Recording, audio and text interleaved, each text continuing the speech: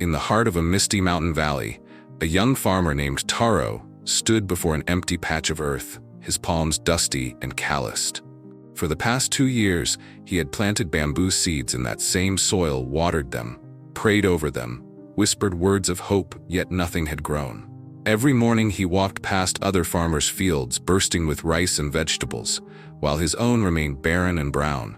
People began to laugh behind his back.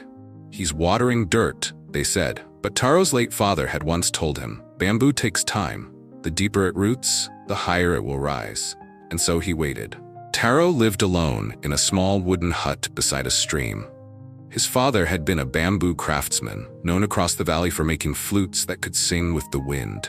When his father died, Taro inherited little, only a bag of bamboo seeds and that single piece of advice about patience. Every dawn, he would kneel by the soil and dig gently with his fingers, hoping to see a sprout. Every dusk, he would stare at the same patch of dirt, listening to the frogs croak in mockery. Months passed, the monsoon came and went, the earth stayed silent. Still Taro watered, still he waited. By the 3rd year, his patience began to fracture. He had no harvest to sell, no income, and little food left for himself. His friends told him to abandon the field and plant something real. Even his own mother sighed, "You can't eat patience, Taro." One night, sitting by the flickering fire, he clenched a bamboo flute his father had made. The sound was cracked and hollow, much like his spirit. He whispered to the flames, "Father, how long must I wait? Maybe you were wrong." Outside, the rain began to fall, soaking the earth once more, the same earth that had refused to answer him. Weeks later, an old monk from the nearby temple passed through the village.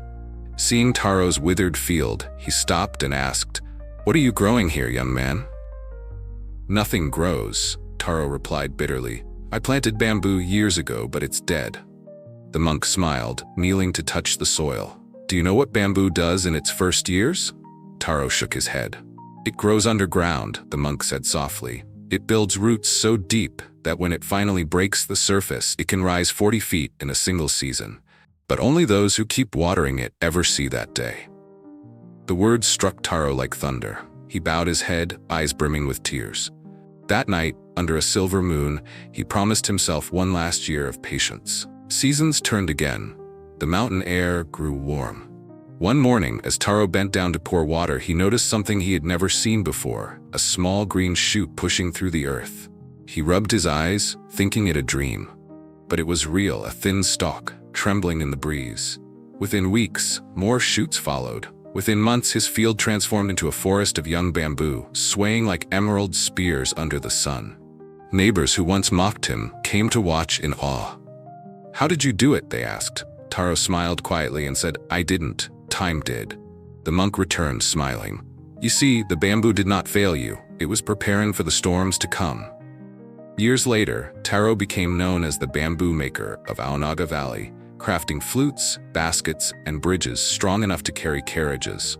Whenever apprentices asked him for his secret, he would walk them to the oldest stalk in his grove, tall, golden, unshakable, and tell them this: "The world rushes upward, but growth begins downward.